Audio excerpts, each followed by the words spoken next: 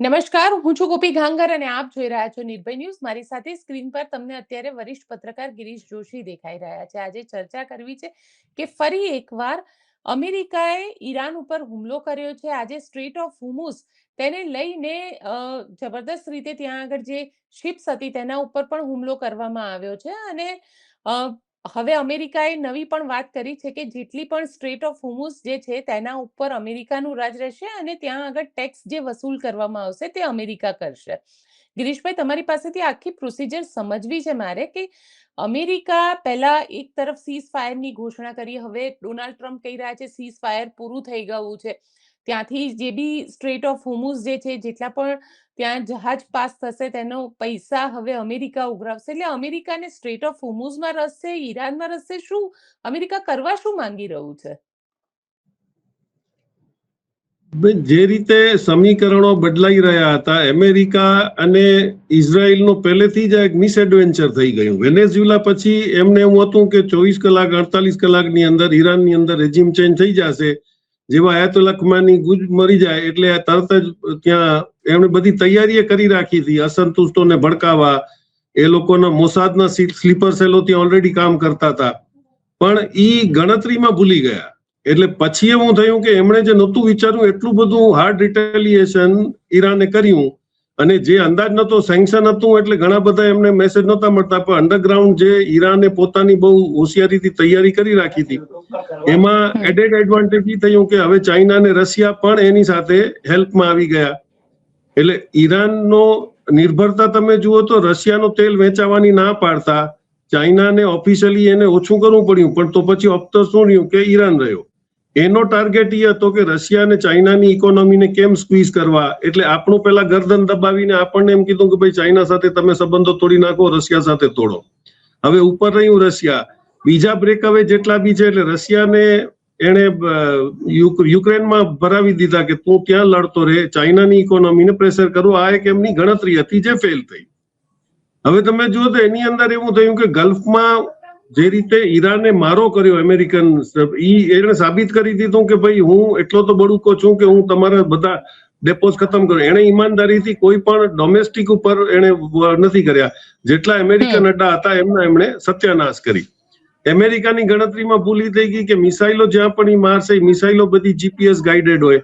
એટલે હું જીપીએસ ને જો હું હેક કરી લઉં કે હું ડાઉનલોડિંગ બંધ કરાવી દઉં તો એના બધા મિસફાયર થાય. ઈ વખતે એમને અંદાજ નતો કે બાયડુ એની સામે ચાઇનાની જે સેટેલાઇટનું રિયલ ટાઈમનું જે વર્કિંગ હતું એ તમારા જીપીએસ કરતા 10 ગણું સારું હતું. એટલે ઈ સપોર્ટ જે મળ્યો એનાથી exact pin point shooting Iran કરવા માંડ્યું, અને એમને એમ હતું કે કેટલા યુદ્ધ સુધી મિસાઇલો મારી શકશે, એની પાસે પ્રોડક્શન કેપેસિટી નથી. પણ ઈરાને બહુ હોશિયારીથી બહુ સસ્તા ડ્રોનથી એટેક કર્યા, અને એના જે કરોડોના ઇન્સ્ટ્રુમેન્ટ્સ હતા એ બધા વપરાતા ગયા ફક્ત સસ્તા 13-14 હજારના ડ્રોનને મારવા માટે. એટલે એમ કરી અને નાટોનું તમે જુઓ તો વ્યવસ્થિત રીતે રશિયાએ યુક્રેનમાં નાટોને ઇન્વોલ્વ કરી અને યુરોપિયન યુનિયનના હથિયારો ખતમ કરાવ્યા.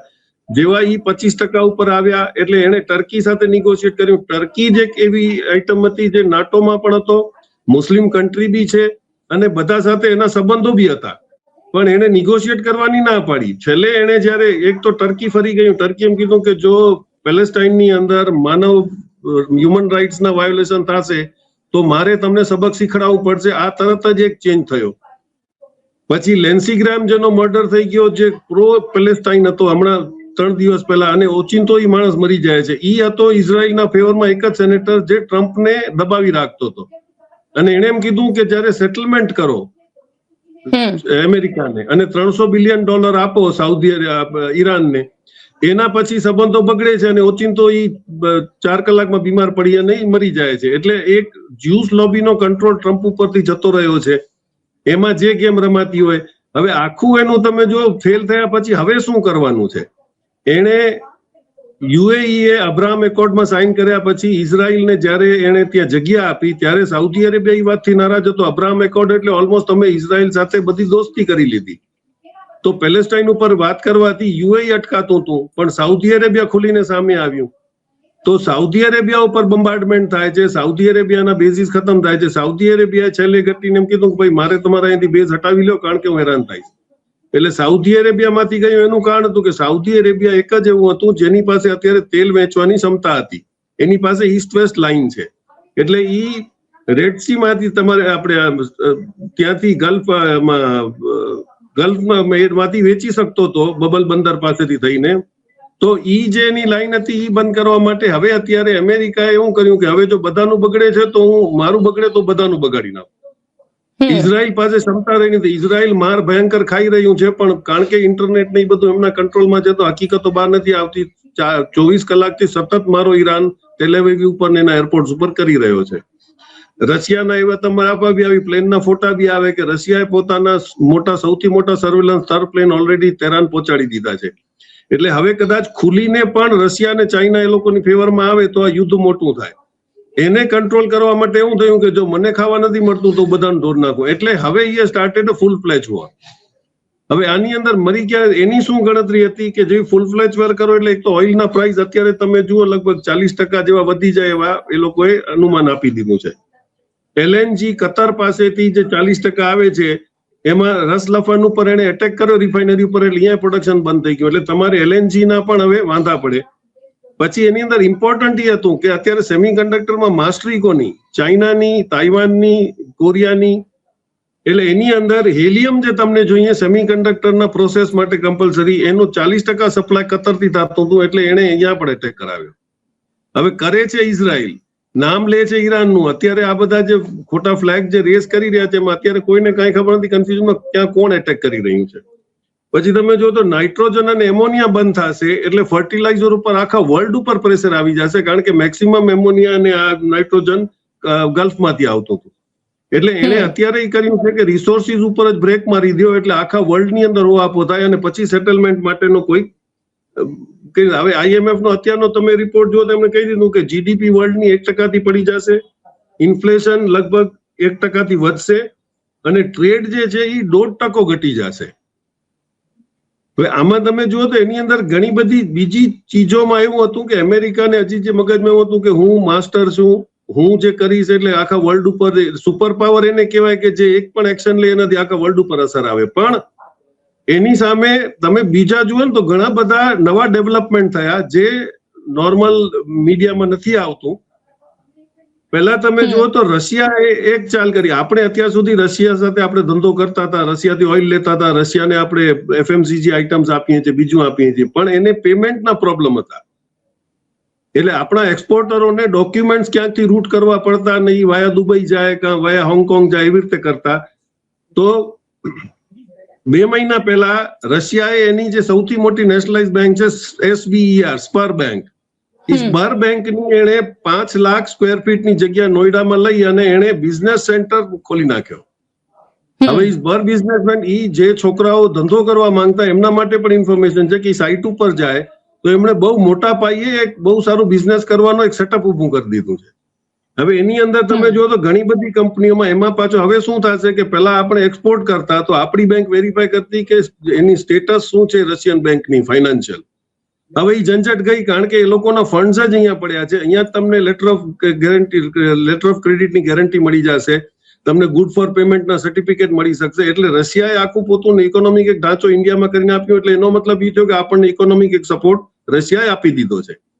હમણાં જ હાલમાં એક કેસ આવ્યો હતો કે પૂનાની એક કંપની છે એ ખાલી કોમ્પ્રેસર બનાવતી હતી. તો આ લોકોની એક આખી ટીમ છે જે નાના નાના ઇન્ડસ્ટ્રીઝ વાળાઓનું સર્વે કરી અને જેની કેપેસિટી છે એને એ લોકો ફંડિંગ બી કરે છે અને હેલ્પ કરે છે અને રશિયાથી કન્ફર્મ ઓર્ડર્સ બી અપાવે છે. એટલે ઈ કંપનીનો પોટેન્શિયલ જોઈને એમણે કીધું કે ભાઈ અમારે 40-50 માળ સુધી જો સિમેન્ટ પહોંચાડવી હોય લિક્વિડ તો તમે કોમ્પ્રેસર સાથે ઈ એટેચ કરી શકો છો. એટલે એ લોકો એક્સપેરિમેન્ટ કર્યું, સાચું થયું. અત્યારે એ લોકો એના પાસેથી $300 મિલિયન એક્સપોર્ટ દર વર્ષે એ માલ બનાવીને લઈ રહ્યા છે. એવી ઘણી બધી કંપનીઓ છે.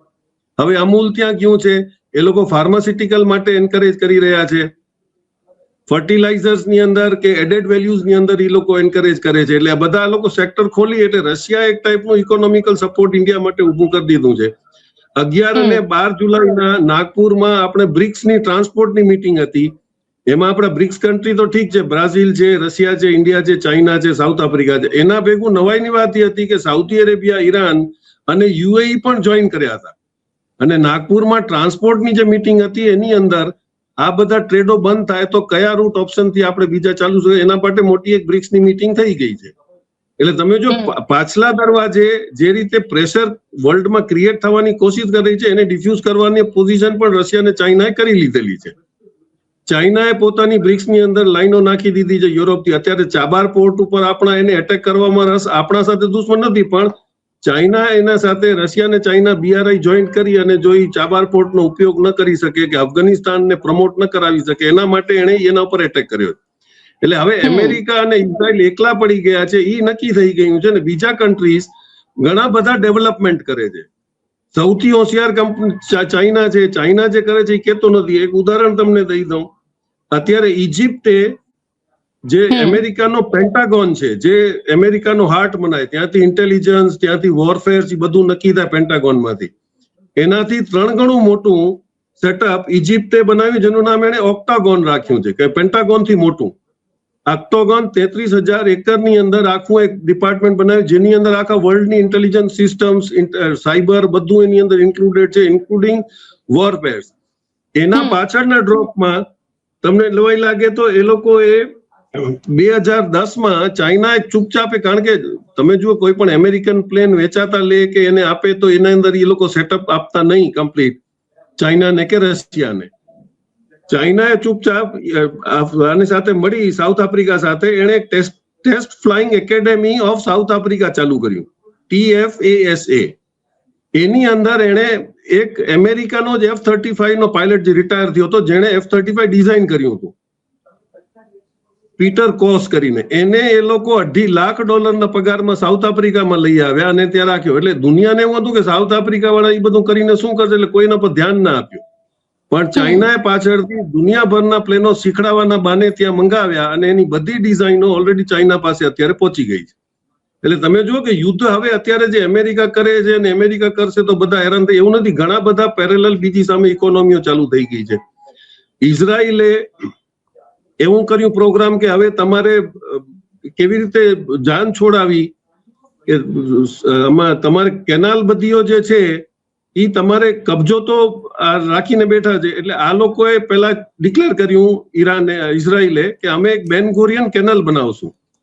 ઈ ક્યાંથી બનાવે છે? સાઉદીની બોર્ડર થી ઇજિપ્તને લાગી અને ઈ સીધું નીકળે છે ઇઝરાયલમાં. અને એના માટે જ ગાઝા આખું ખાલી કરાવી રહ્યો છે કે કેનાલ જો 250 કિલોમીટરની ત્યાંથી કાઢે તો ઈ તમારે બધું મુસીબત જ પતી જાય અને ડાયરેક્ટ ત્યાંથી રૂટ થાય. તો તરત જ ટર્કી અને સિરિયા અને જોર્ડને પોતાના રવૈયા બદલાવી નાખે. એટલે અત્યારે અમેરિકાને સારી રીતે સમજાઈ રહ્યું છે, એટલે પ્રેશર ક્રિએટ કરે છે. અત્યારે એનો એટલું જ રોલ છે કે આખા વર્લ્ડની જ ઇકોનોમી કેમ ડિસ્ટર્બ કરવી, એનો અત્યારે પાયકો કરી રહ્યો છે. પણ ઇઝરાયલ એમને કેટલી વાર સુધી મારો કરવા દેશે? સાઉદી અરેબિયાએ અત્યારે ઘસીને પોતાની એરિયા વાપરવા ના પાડી દીધી. યુરોપિયન યુનિયન પણ સમજી ગયું છે કે અમેરિકા જાજી હવે મદદ કરી શકે એમ નથી યુદ્ધમાં. એટલે એ લોકો પણ સ્પેન, ઇટાલી બધા એની વિરુદ્ધ થઈ ગયા છે. એમણે એમ કીધું કે this is not our war. એટલે એ લોકો પણ જોઈન નથી કરતા. એટલે અત્યારે જે રીતે એકલો પડ્યો છે એનો નતીજો બહુ ફાસ્ટ આવશે, કારણ કે અમેરિકામાં પણ એનો ભયંકર વિરોધ થવા માંડ્યો છે. સાઉદી અરેબિયાએ અત્યારે પ્રપોઝલ આપ્યો કે હું અબ્રાહમ એકોર્ડમાં જોઈન થવા માટે તૈયાર છું, સબ્જેક્ટ ટુ કે તમે નેતન્યાહુને કાઢી મૂકો અને પેલેસ્ટાઇનને ફ્રી કરો અને એને જે આખું રીએસ્ટાબ્લિશમેન્ટ કરવું છે એના માટે કોર્પસ ઊભું કરો. હવે 3માંથી કોઈ માને, એટલે એ સમજી ગયો છે કે સાઉદી અરેબિયા ડાયરેક્ટલી દુશ્મની નથી કરતો પણ માનતો નથી. એટલે હવે જે રીતે આખું ઈરાન હજી પણ પોતાનો બહુ લો પ્રોફાઇલ રાખી રહ્યું છે. લેન્ડ થી તમે એટેક નહીં કરો, એ અમેરિકાની આર્મી પણ એમ કહે છે કે જો આપણા સિપાહીઓ ત્યાં ઉતર્યા તો એ પાછો નહીં આવે, કારણ કે એનું આખું જીઓગ્રાફી જેવી છે. 8 વર્ષ સુધી ઈરાક સાથે લડ્યો, 1 ઇંચ જમીન ઈરાક એનાથી લઈ ન શક્યું. એમાં અમેરિકાનો જ ભાગ હતો. એટલે આખી એક સિચ્યુએશન હવે બદલાઈ ગઈ છે. જે મિસએડવેન્ચર એ લોકો ઈરાનને અંદાજ કરીને કરી ગયા હતા કે 48 કલાકમાં વેનેઝુએલાની જેમ આપણે ઓઇલ ઉપર કબજો લઈ લેશું, એનો અત્યારે નતીજો છે. અને હવે એમની પાસે રિવર્સ જઈ અને એનું કોઈ કરેક્શનનો ચાર્જ નથી. કેટલું નુકસાન ભોગવે છે, વર્લ્ડ કયો ઓપિનિયન રાખી રહ્યું છે, પણ એટલું બહુ ક્લિયર છે કે હવે અમેરિકા અને ઇઝરાયલ સાથે કોઈ ઉભું એવી પરિસ્થિતિ દેખાતી નથી. જી, પણ સાથે કારણ કે સમજવું એ છે કે અમેરિકાને સ્ટ્રેટ ઓફ હોર્મુઝ જોઈએ છે. એને અમેરિકાએ તો પોતે બી અનાઉન્સ કરી દીધું, કારણ કે 2 જહાજ ઉપર હુમલા કર્યા હતા જેમાં 30 ભારતીય નાગરિકો સવાર હતા અને આ હુમલામાં એક ભારતીયનું પણ મોત થયું છે. MT અલ બહિયા કરીને એક શિપ છે અને MT મોમ્બાસા આ બંને જે જહાજ હતા જેના ઉપર હુમલો કરવામાં આવ્યો, પણ અમેરિકા સ્ટેટ ઓફ હોર્મુઝ કેમ માંગી રહી છે? અમેરિકાને ત્યાં આગળ સ્ટેટ ઓફ હોર્મુઝમાં જ કેમ આટલો બધો રસ છે? 20% ઓઇલ અને ગેસનો સપ્લાય દુનિયાનો સ્ટેટ ઓફ હોર્મુઝ થી નીકળે છે. હવે એ નેચરલ હેબિટેટ જ એવું છે કે એની અંદર તમે બીજું કંઈ કરી શકો નહીં. 22 નોટિકલ માઇલનો ટેરિટોરિયલ વોટર્સ હોય છે. કતર અને ઈરાન તમે એમ જુઓ તો LNG ની અંદર બે પાર્ટનર છે, એટલે બે બાજુની બોર્ડર બી તમે પકડો તો ઈરાનના કબજામાં જ છે. કતર એનાથી બહાર નહીં જઈ શકે, એટલે કતર પહેલેથી જ એક નિગોશિએટિંગ રોલમાં રહ્યો છે. હવે સ્ટેટ ઓફ હોર્મુઝ તો અમેરિકાને આજથી નહીં, ઘણા વર્ષો પહેલા પણ એમને કહેવામાં આવ્યું હતું કે આ એક મોટો જીવતો બોમ્બ ઈરાન પાસે છે જેનો કોઈ તોડ નથી. જો એ બંધ કરી નાખે તમે શું કરશો? 21 માઇલના કોરિડોરની અંદર તમે 5-5, 10-10 કાઢી નાખો તો લિટરલી 20 કે 18 કે 19 માઇલનો એ ડેપ્થ છે. એની અંદર આવા જવાના બે વેન્ટ છે, વચમાં એને માઇન્સ ઉતારી દીધી છે, એટલે તમે એક બાજુથી નીકળી શકો છો, પણ એટેક નહીં કરે એની ગેરંટી કોણ આપશે? એટલે એને એમ કીધું કે ભાઈ તમારે યુઆનમાં પેમેન્ટ કરવાનું, ટોલ છે એ તમારે ભરવાનો અને હું તમને જવા દઈશ. તો જે ભરીને જતા હતા એ નીકળતા જતા, અને હજી પણ એ ખોટી એડવર્ટાઇઝમેન્ટ કરી રહ્યું છે કે ખરેખર ત્યાંથી શિપો નથી ચાલતી ઇન્સ્યોરન્સના લીધે. 2,500 ગણું ઇન્સ્યોરન્સ વધી ગયું છે. આજે શિપની કોસ્ટ એના કરતા વધારે થઈ જાય છે, ઇન્સ્યોરન્સ ને પ્રીમિયમ. તો ઓબ્વિયસ છે કે શિપો ત્યાં હાલી નથી શકતી. આપણા આરટીઓ જેવું છે કે તમારું ઇન્સ્યોરન્સ ન હોય તો તમે કોઈ ઓનરશિપ કાઢવાની કોશિશ નહીં કરે, કારણ કે શિપિંગમાં બી માલિક જ નથી હલાવતો હતો. માલિક પાસેથી કોકે ચાર્ટર કરેલી હોય તો એ ચાર્ટર વાળાની જવાબદારી છે, તો એ શું કામ રિસ્ક લેશે? કારણ કે કરોડો રૂપિયાનો શિપ આવે છે, સસ્તું તો છે નહીં. એટલે મૂળ મુવમેન્ટ અત્યારે નથી થઈ રહ્યા ઇન્સ્યોરન્સના લીધે. અને પછી તમે જો તો ઇન્ડિયામાં લાસ્ટ ટાઈમ તો પછી તો એના વિઝ્યુઅલ્સ બી આવવા માંડી ગયા હતા કે એને બહુ હોશિયારીથી સપ્લાઈઝ જે શિપોને જવા દેવી હતી, એને 22 નોટિકલ માઇલ સુધી કોઈ પણ કન્ટ્રીનો ટેરિટોરિયલ વોટર્સ લેખાય. એમાં તમે ઇન્ટરનેશનલમાં અમેરિકા એટેક તો જ કરી શકે જો એ ઇન્ટરનેશનલ વોટર્સમાં આવે. તો આ લોકો તો કિનારે કિનારે બંદર અબ્બાસ થી નીકળી અને Karachi port, Gujarat border attach કરીને એ લોકો બધે આવીને માલ આપતા હતા, ત્યાં એટેક નતું થઈ શકતું. એટલે જ આ લોકો શિપો પછી પાછળ હટાવી, કારણ કે હવે તકલીફ ક્યાં છે કે એ લોકો યમનની બહાર ઉભા તો રે, પણ અત્યારે હુતી એના માટે ખતરો થઈ ગયો છે. એટલે જો ઈ પણ બંધ થઈ જાય છે તો તકલીફ થશે કે તમારો સ્ટેટ ઓફ હોર્મોઝ પણ બંધ થઈ જાય તો તમારે 100% ડિસ્ટર્બન્સ ચાલુ થઈ જશે. કાં પછી તમારે 14 દિવસનો મોટો ફેરો સાઉથ આફ્રિકા થઈને લેવો પડે, પણ તે છતાં પાછા તમારે ઇન્ડિયન ઓશનમાં તો એટેન્ડ કરશો જ.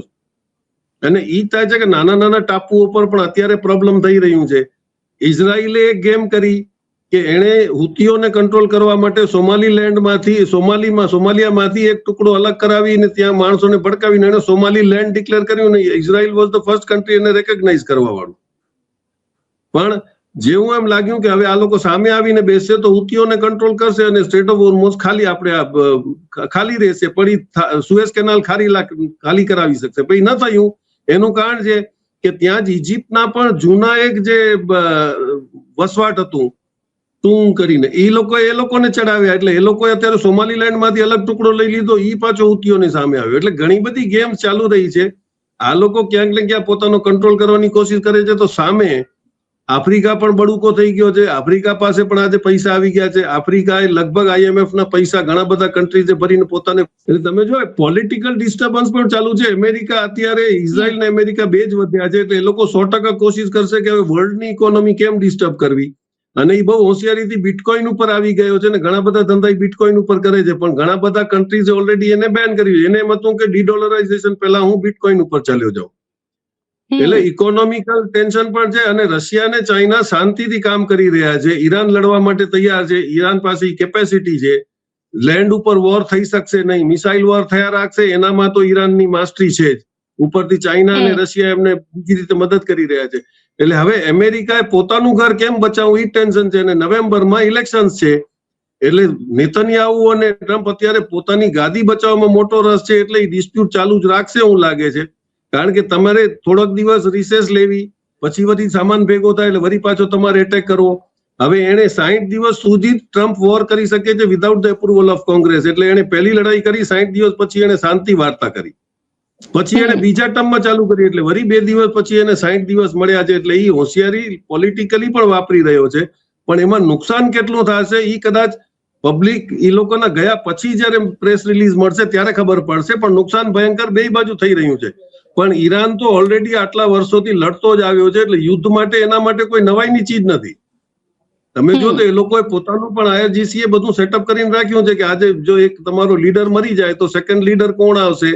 અને એ લોકોએ બહુ સારું એ કર્યું કે 38 જે લોકોના IRGC ને જે પ્રોવિન્સ હતા એ અલગ કરી નાખ્યા, એટલે ત્યાં એક કમાન્ડર છે એ જ ડિસાઈડ કરે છે. આજે તમારે ક્યાં અપ્રુવલ લેવા નથી આવવું પડતું.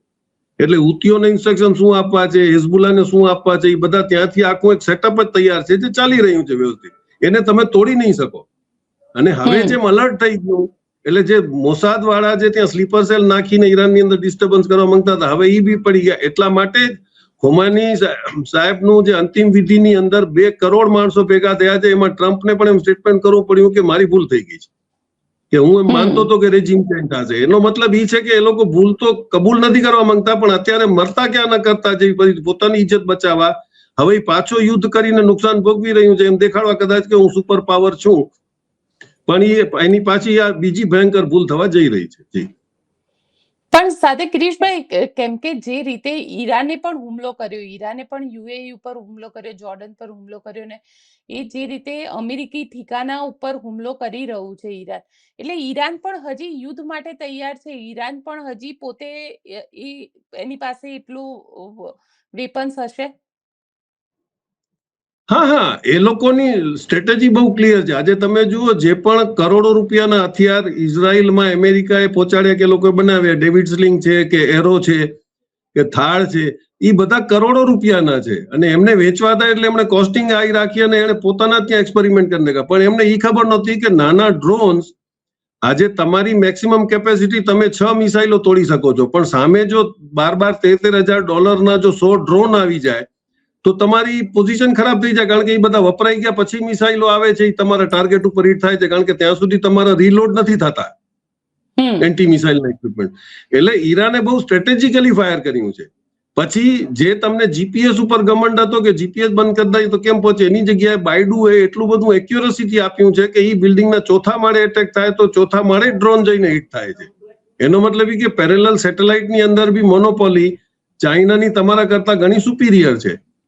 અને તમે સ્ટારલિંકના ભરોસે બેઠા હતા કે સ્ટારલિંક આપશે, તો સ્ટારલિંકની અંદર તમે જો રશિયામાં સ્ટારલિંકમાં યુક્રેનમાં એને પહોંચાડ્યું હતું, 24 કલાકમાં જ એને ડાઉનલિંક બંધ કરવું પડ્યું. રશિયા એટલું જ કીધું કે તું તારી હટાવ નહીં તો તારી સ્ટારલિંક ફગાવવા માટે, કારણ કે અહીંયાથી કદાચ 500,000 કિલોમીટર ઉપર એ સ્ટારલિંકની એની સેટેલાઇટો ફરતી હોય છે ફર્સ્ટ ઓર્બિટમાં. એટલે એ જો ફગાવ્યો તો એને 10 મિનિટ લાગે એમ નથી. એટલે એને કીધું કે તું બંધ કર, અને એ બંધ કરવું પડ્યું એને. એટલે હવે જે મોનોપોલી ઇન્ટરનેટ ઉપર સેટેલાઇટ ઉપર જે દાદાગીરી એક ટાઈમમાં અમેરિકાની હતી એ અત્યારે નદારદ થઈ ગઈ છે. એટલે બીજા કન્ટ્રીઝ પણ રિયલ ટાઈમ કરી રહ્યા છે, ઇન્ડિપેન્ડન્ટ છે. એટલે હવે એને ઇલેક્ટ્રોનિક વોર કરવી પણ ઇમ્પોસિબલ છે. ફિઝિકલ જો માણસો મોકલે છે, અને આ લોકોએ તમે આખી હિસ્ટ્રી જુઓ ને તો જેટલી મોટી લડાઈઓ લડ્યા એમાં ક્યાંય પણ જીતી નથી આવ્યા. તમે અફઘાનિસ્તાન જુઓ, વિયેટનામ જુઓ, કંબોડિયા જુઓ. કારણ કે કોઈ પણ વ્યક્તિના ઘરમાં જઈને લડવું એ અઘરું કામ હોય છે ને. આજે તમે 13,000 માઇલથી દૂરથી આવીને લડશો, તમને હવે કોઈ રસ્તો આપશે નહીં. તમારે સાઉથ આફ્રિકાથી ફરી અને આવવું પડે, અને ઇન્ડિયન ઓશનમાં ઉભું રહી કરી ગલ્ફ ઓફ એડન સુધી તમે આવી શકો કદાચ, એવી શક્યતા છે. પણ તમે એ લોકોના મિસાઇલના રેન્જમાં જ છો. આજે આખું સાઉદી અરેબિયા વટાવી અને જો ઈરાક ત્યાંથી જોર્ડન અને સિરિયા 2 ક્રોસ કરી અને જો તેલેવી ઉપર એટેક કરી શકતો હોય તો એના પાસે પાવર છે કે એ 1,000-1,500 કિલોમીટર સુધી એટેક કરી શકે છે. એટલે ઈરાનની મૂંઝવણ ઈ જ છે. અને હવે ઘણા બધા ડેવલપમેન્ટ F-35 એ લોકોએ ફગાવે. એના અત્યારે 4-5 દિવસ પહેલા જે ટેકનિકલ રિપોર્ટ આવ્યો કે ચાઇના કે રશિયાએ આપેલું એને હીટ સોકિંગ જે આપેલું હતું, કે ખાલી જે મિસાઇલ છે એને રડારથી નથી કેપ્ચર કરતી, એ એનું હીટથી, એનો એન્જિનની હીટથી ગોતી અને ત્યાં જઈને ફાટે છે અને મારે છે. એટલે એ લોકો માટે આ મોટી ગભરાટ થઈ ગઈ છે કે નવા ડેવલપમેન્ટ્સ પણ થયેલા છે જે ચાઇના ને રશિયા પાસે છે. એટલે વોરમાં પણ એને માર ખાધી છે, ડિપ્લોમેટિકલી પણ માર ખાધી છે. અને હવે અત્યારે પૈસા દેવાની જે વાત આવી છે, ઈરાને કહી દીધું છે કે મારા પૈસા જેટલા બ્લોક પડ્યા છે એ બધા ડિફ્રીઝ કરો. ચાઇના, કતાર, UAE બધા દેવા તૈયાર થઈ ગયા છે. અને તેલ અત્યારે સૌથી મોટો એડવાન્ટેજ ઈરાન નહીં છે કે હમણાં જેને 60 દિવસની સેન્કશન હટાવી હતી એમાં એને દિલથી તેલ વેચ્યું છે, અને ઓફિશિયલી એના પાસે પૈસા આવી ગયા છે. બાકી તો અનઓફિશિયલી રશિયા વેચી જ રહ્યું છે, ઈરાન રશિયાને ચાઇનાને આપી જ રહ્યું છે. હવે એને તો રેલ રોડ બનાવી લીધું છે ઈરાન થી ચાઇના સુધી, એટલે એનું તો બાય રેલ પણ ચાલ્યો જાય છે માલ. એટલે બધાએ યુદ્ધની તૈયારી કરી રાખી હતી ને અમેરિકાની ગાંઠ પણ જે હતી ઓલરેડી 20 વર્ષ પહેલા જાહેર થઈ ગઈ હતી ને એના માટે અમેરિકા અને રશિયા ઓલરેડી તૈયાર જ હતા. એને એમ હતું કે યુક્રેનની લડાઈમાં નાખીને હું રશિયાને કમજોર કરું, એ ઊંધું થયું. ઉલટા નેટોના રશિયાએ બધા ધીમે ધીમે લડાઈને નેટોના હથિયાર ખતમ કર્યા. હવે નેટો પાસે બી હથિયાર નથી, એટલે તો નેટો એનો વિરોધ થઈ ગયો. એ કે છે કે 5% તમે વધારો, તો લાગે છે જો અમારા ઉપર એટેક થાય તો અમારું શું, તો અમે પોતાના આર્મ્સ બનાવશું. આજે એકદમ યુરોપિયન યુનિયન ને બધા સાથે એફટીએ કરવાની મરજી થઈ ગઈ છે. એમાં મજબૂરી એની છે કે એને પણ હવે પોતાના હથિયાર બનાવવા પડશે. અમેરિકાના આશરે કેટલા ટાઈમ રહેશે, કારણ કે ઇઝરાયલને બચાવવામાં જ પૂરો નથી પડતો. એટલે સમીકરણો ઘણા બધા બદલાઈ ગયા છે. અમેરિકાનું જે હવો છે એ કદાચ થોડા ટાઈમ બાદ નીકળી જશે. અને હવે અરબ કન્ટ્રીઝને પણ સમજાઈ ગયું છે કે અમેરિકાના સિક્યુરિટીના ખોટા વાયદા પર બેસાય નહીં. બાજુમાં ઈરાન બેઠું છે, ઈરાન ગમે ત્યારે આપણને પરેશાન કરી શકે છે. એમાં જે હટી ગયા તમે જુઓ, એને અનઓફિશિયલી યુએઈ સેટલમેન્ટ કરી લીધું, એના પછી 1 મહિનો થયો યુએઈ ઉપર બોમ્બાર્ડિંગ નથી થતું. સાઉદી અરેબિયા અત્યાર સુધી, એટલે એને કીધું હતું કે એર સ્પેસ જે કન્ટ્રી વાપરવા દેશે એના ઉપર એટેક કરી. સિરિયાએ કીધું સિરિયા ઉપર એટેક કર્યું, જોર્ડને કીધું જોર્ડન ઉપર કર્યું. હવે ઈરાકની અંદર પાછો સિયા ફેક્ટર કામ કરે છે, એટલે ઈરાકની અંદરથી પણ એમને હવે જાજો બહુ મળે એમ નહીં. સિરિયામાં પણ એને એક આતંકવાદીને બેસાડ્યો એમ કહીને કે ઇઝરાયલને કામ આવશે. અત્યારે ઈ પણ આંખો દેખાડે, કારણ કે એને સમજ પડી ગઈ કે લેબનાન પછી સિરિયા પણ ઇઝરાયલ ખાઈ જશે. એટલે ઘણી બધી વાતો બહાર આવી ગઈ છે. પણ અત્યારે યુદ્ધનો એનો અત્યારે અંદાજ છેલ્લો એ છે કે આખા વર્લ્ડની જ ઇકોનોમી ડિસ્ટર્બ કરી નાખો. તમને ફર્ટિલાઇઝર નહીં મળે, તમને એલએનજી નહીં મળે, તમને ઓઇલ નહીં મળે, મોંઘું મળશે, એટલે તમારી ઇકોનોમી જીડીપી બધા પર અસર આવશે. પણ હવે એ આપણે કેવી રીતે એને કેપ્ચર કરી શકીએ છીએ, કારણ કે બીજા ઓલ્ટરનેટ માર્કેટ્સ બી છે. મલેશિયા એશિયાનો સૌથી મોટો બીજા નંબરનો ગેસનો ઓનર છે. આપણે ત્યાં જઈએ ને એના સાથે શું નિગોશિએટ કરી શકીએ છીએ જોવું પડશે. એટલે કદાચ 1-2 મહિનાની અંદર ઘણા બધા ફેરફારો આવશે. પણ અમેરિકાને સબક શીખડાવવાના આ લોકોએ મૂડમાં છે કે you are no more a super power. તારા ડોલરનું બી અમને જરૂર નથી અને તારા ઇન્ટરનેટની બી જરૂર નથી. જી બિલકુલ ગિરીશભાઈ, આપ અમારી સાથે જોડાયા તેના માટે આપનો ખૂબ ખૂબ આભાર.